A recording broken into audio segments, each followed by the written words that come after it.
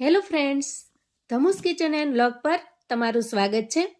મિત્રો, આજે બનાવીશું એક ટેસ્ટી અને હેલ્ધી રેસિપી જુવારના ઇન્સ્ટન્ટ ઈદડા, જે ચોખાના લોટ કરતાં હળવા હોય છે, પચવામાં ખૂબ જ સહેલા અને આરોગ્ય માટે તો અતિ ઉત્તમ છે. ખૂબ જ પોચા રૂ જેવા અને મસ્ત જાળીદાર બનાવીને તૈયાર કરીશું. તો ચાલો ઝડપથી રીત જોઈ લઈએ. સૌથી પહેલા આપણે અહીંયા 1 કપ જેટલો જુવારનો લોટ લેવાનો છે. જુવારના ફાયદા વિશે તો તમે જાણતા જ હશો, કેમ કે જુવાર ખૂબ જ સ્વાસ્થ્યવર્ધક હોય છે, એકદમ ગ્લુટન ફ્રી હોય છે અને વળી ફાઈબર, પ્રોટીન અને ખનિજોથી ભરપૂર અનાજ છે. વજન ઘટાડવામાં, પાચન સુધારવામાં તેમજ ડાયાબિટીસને નિયંત્રિત કરવામાં પણ મદદ કરે છે અને વિટામિન બી કોમ્પ્લેક્સનો ખૂબ જ સારો સ્ત્રોત છે. અને સૌથી મહત્વની વાત એ છે કે શાકાહારી લોકો માટે પ્રોટીનથી ભરપૂર ખોરાક છે. તો અહીંયા માપ પ્રમાણે જોઈએ તો 1 કપ જેટલો આપણે જુવારનો લોટ લેવાનો છે, જેને મેં ચાળી ચોખ્ખો કરીને લઈ લીધો છે. ત્યાર પછી આપણે એક મિક્સિંગ બાઉલ લઈશું અને જુવારના લોટને એમાં ટ્રાન્સફર કરીશું. ત્યાર પછી જે કપના માપથી આપણે જુવારનો લોટ લીધેલો છે એ જ કપના માપથી આપણે 5 કપ જેટલી સૂજી લેવાની છે. આ સૂજી એટલે કે જે સહેજ મોટો દાણો હોય છે રવાનો, એ મેં લીધેલી છે. સૂજીને આપણે જુવારના લોટની અંદર ઉમેરી દઈએ અને બંનેને સરસ રીતે મિક્સ કરી લઈશું. આજની રેસિપી ખૂબ જ ઇન્સ્ટન્ટથી બનીને તૈયાર થશે અને ખૂબ જ હેલ્ધી પણ બને છે. હવે આપણે મેજરમેન્ટ માટે જે કપ સેટ કરેલો છે એ કપ લઈશું અને 1 કપ જેટલી બહુ ખાટી પણ નહીં અને સાવ મોળી પણ નહીં એવી મેં અહીંયા છાશ લીધી છે.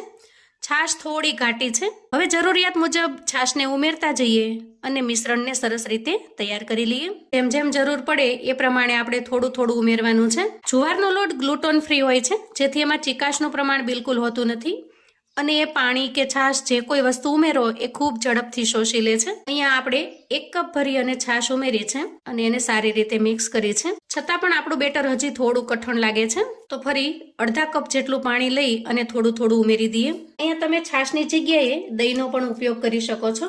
દહીંને એકદમ સરસ ફેટી સ્મૂથ બનાવી અડધા કપ જેટલું દહીં ઉમેરી દેવાનું અને ત્યાર પછી એમાં જરૂરિયાત મુજબ પાણી ઉમેરતું જવાનું. જુવારના ઈદડા બનાવવા માટે સૌથી પહેલા તો તમારે એકદમ સરસ પરફેક્ટ એવું બેટર બનાવીને તૈયાર કરવાનું છે. અહીંયા બેટરની કન્સિસ્ટન્સી હવે કંઈક આ રીતની થઈ છે, જે ખૂબ કઠણ પણ નથી અને સાવ ઢીલું પણ નથી. હવે બેટરને આ રીતે તૈયાર કર્યા પછી આપણે એના ઉપર ઢાંકણ ઢાંકીશું અને અંદાજે 4 થી 5 મિનિટ સુધી રેસ્ટ થવા દેશું, જેથી જુવારનો લોટ છાશની અંદર ખૂબ સરસ રીતે પલળી જશે અને આપણે આના અંદર જે સૂજી ઉમેરી છે એ પણ સરસ રીતે ફૂલી જશે. ત્યાર પછી એક મીડિયમ સાઇઝના લીલા મરચાંને આ રીતે સમારી લઈએ અને એમાં થોડો આદુનો ટુકડો પણ ઝીણો સમારીને ઉમેરીશું. હવે ક્રશર, મિક્સર જાર અથવા તો ખાયણી લઈ આપણે એની પેસ્ટ બનાવી લઈએ. અહીંયા પેસ્ટને ક્રશ કરી અને આપણે આ રીતે અધકચરી પેસ્ટ બનાવવાની છે. હવે અંદાજે 5 મિનિટ પછી આપણે બેટરને ચેક કરીશું. તો જુઓ, અહીંયા બેટર થોડું ઘાટું બન્યું છે, એટલે કે એના અંદરની જે સૂજી છે એ પણ સરસ રીતે ફૂલી ગઈ છે. હવે આપણે જે પાણીને સાઈડ પર રાખેલું છે એમાંથી થોડું પાણી ઉમેરીશું અને બેટરમાં સરસ રીતે મિક્સ કરી લઈશું. અહીંયા પાણી ઉમેર્યા પછી બેટરની કન્સિસ્ટન્સી આ રીતે રિબન ટાઈપ બની જશે. તો ઈદડા બનાવવા માટેનું જે આ બેટર છે એકદમ પરફેક્ટ બનીને તૈયાર થયું છે. આપણે આ જ કન્સિસ્ટન્સીમાં બેટરને બનાવીને તૈયાર કરીશું. પછી થોડી વાર માટે સાઈડ પર મૂકીશું અને આ રીતે એક મોટું વાસણ લઈશું. એના અંદર આપણે કાંઠો અથવા તો સ્ટેન્ડને સેટ કરી દેવાનું અને અંદાજે 1 થી 1.5 ગ્લાસ જેટલું પાણી ઉમેરી દેવાનું. હવે તૈયાર કરેલા આ વાસણને આપણે ગેસ પર મૂકીશું અને ગેસ ઓન કરી પાણીને સરસ રીતે ગરમ થવા દઈશું. જેથી બેટર તૈયાર થાય છે ત્યાં સુધીમાં પાણી પણ ખૂબ સરસ રીતે ગરમ થઈ જશે.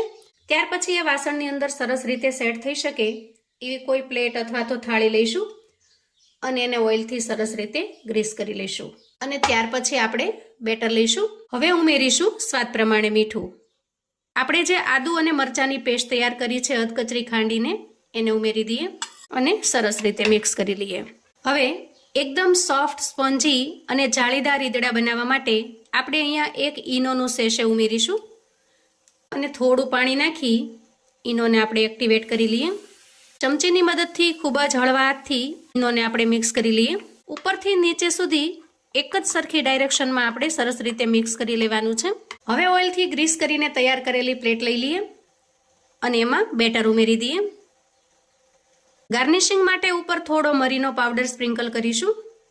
દેખાવમાં ખૂબ જ મસ્ત લાગે છે અને ટેસ્ટમાં પણ તમે લાલ મરચું પાવડર પણ ઉમેરી શકો છો અથવા તો થોડા ચીલી ફ્લેક્સ પણ ઉમેરી શકો છો. અને આ રીતે પ્લેટ તૈયાર કર્યા પછી આપણે ગેસ તરફ જઈશું જુઓ, અહીંયા ગેસ ઉપર આપણે જે પાણી મૂક્યું છે એ પણ ખૂબ સરસ રીતે ગરમ થઈ ગયું છે. તો તૈયાર કરેલી પ્લેટને એમાં સેટ કરી દઈએ અને ઢાંકણ ઢાંકી અંદાજે 12 થી 15 મિનિટ સુધી સરસ રીતે સ્ટીમ થવા દઈએ. ગેસની ફ્લેમને આપણે અત્યારે મીડિયમ પર રાખીશું અને ત્યાં સુધીમાં આજના ઈદડા માટેની ટેસ્ટી ચટણી બનાવી લઈએ. એકદમ ટેસ્ટી એવી ગ્રીન ચટણી બનાવીશું. એના માટે થોડી કોથમીર લઈ લઈએ. આદુના એક નાના ટુકડાને ઝીણો સમારીને ઉમેરી દઈએ. થોડા લીલા મરચાના ટુકડા ઉમેરીશું અને થોડા શિંગદાણા ઉમેરીશું. ત્યાર પછી આપણે 1 ચમચી જેટલું દહીં ઉમેરી દઈએ. એક નાની ચમચી અડધી જેટલી ભરીને ખાંડ ઉમેરીશું, જેથી ચટણી એકદમ સરસ ચટપટી અને ટેસ્ટી બને છે. તમારે જો ખાંડ ન ઉમેરવી હોય તો તમે સ્કીપ પણ કરી શકો છો. અને 1 ચમચી જેટલો લીંબુનો રસ ઉમેરીશું. હવે ઉમેરીશું સ્વાદ પ્રમાણે મીઠું. થોડું ચપટી જેટલું સંચળ ઉમેરીશું, એનાથી ખૂબ સરસ ટેસ્ટ આવે છે ચટણીમાં. અને થોડું આખું જીરું ઉમેરીશું. હવે થોડું પાણી ઉમેરી દઈએ અને ઢાંકણ ઢાંકી એકદમ સરસ ટેસ્ટી ચટપટી ચટણી બનાવીને તૈયાર કરી લઈએ. જુઓ, ફક્ત 2 મિનિટમાં એકદમ ટેસ્ટી એવી ગ્રીન ચટણી બનીને તૈયાર થાય છે. અહીંયા તમે શિંગદાણાની જગ્યાએ થોડું ટોપરું પણ ઉમેરી શકો છો અથવા તો ગાંઠિયા પણ ઉમેરી શકો છો. હવે તૈયાર કરેલી ચટણીને આપણે એક બાઉલમાં કાઢી લઈએ. અંદાજે 10 થી 12 મિનિટ પછી આપણે ચેક કરી લઈએ. વાહ, જુઓ, એકદમ સુપર સ્પોન્જી એવા ઈદડા બનીને તૈયાર છે. અહીંયા આપણે ચાકુની મદદથી ચેક કરીશું. ચાકુ એકદમ સરસ ક્લીન બહાર આવે છે, મતલબ કે ખૂબ સરસ રીતે સ્ટીમ થઈ ગયા છે. હવે પ્લેટને બહાર કાઢી લઈએ અને થોડી વાર માટે ઠંડી થવા દઈએ. તો સૌથી પહેલા આપણે એની કિનારી છોડાવી લઈશું અને ત્યાર પછી પીસ કરી લઈશું. અહીંયા કટ કરતા જ આપણને ખ્યાલ આવી જાય છે કે એકદમ સરસ સુપર સ્પોન્જી એવા ઈદડા બનીને તૈયાર થયા છે. એકદમ સુપર સ્પોન્જી અને ટેસ્ટમાં લાજવાબ બને છે. જુઓ, એકદમ સરસ જાળીદાર પણ બને છે. અહીંયા તમે જોઈ શકો છો. હવે કટ કર્યા પછી બ્રશની મદદથી થોડું ઓઇલ છે એને આ રીતે આપણે ઈદડા ઉપર લગાવીશું, જેથી બિલકુલ સૂકા નહીં પડે અને લાંબા સમય સુધી એકદમ સરસ સોફ્ટ રહેશે. તો ઝટપટથી કશું ખાવાનું મન થાય તો ફટાફટથી એકદમ સિમ્પલ મસાલાથી પણ ખૂબ જ ટેસ્ટી એવા આ જુવારના ઈદડા બનાવીને તમે તૈયાર કરી શકો છો.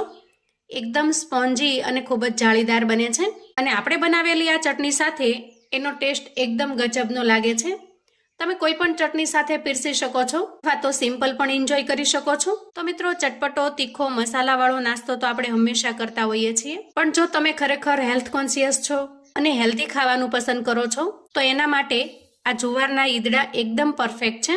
તો મિત્રો, આવું અવનવું જાણવા માટે અને મને સપોર્ટ કરવા માટે ચેનલ પર જો તમે નવા છો તો પ્લીઝ ચેનલને સબસ્ક્રાઇબ કરો. વિડીયો ગમે તો લાઈક અને શેર કરો. તમારા સગા સંબંધી મિત્રોને પણ આપણા આજના ખૂબ જ હેલ્ધી એવા જુવારના ઈદડાની રેસિપી ચોક્કસથી મોકલી આપજો, જેથી એ લોકો પણ બનાવીને તૈયાર કરી શકે, એન્જોય કરી શકે અને એના પરિવારને પીરસી શકે. કોમેન્ટમાં મને ચોક્કસથી જણાવજો મિત્રો કે આજની આ જુવારના ઈદડાની રેસિપી તમને કેવી લાગી છે. તમે મારો વિડીયો ક્યાંથી ને કયા ગામથી જોઈ રહ્યા છો એ પણ ચોક્કસથી જણાવજો. ફરી મળીશું એક નવી રેસિપી સાથે. ત્યાં સુધી આવજો મિત્રો.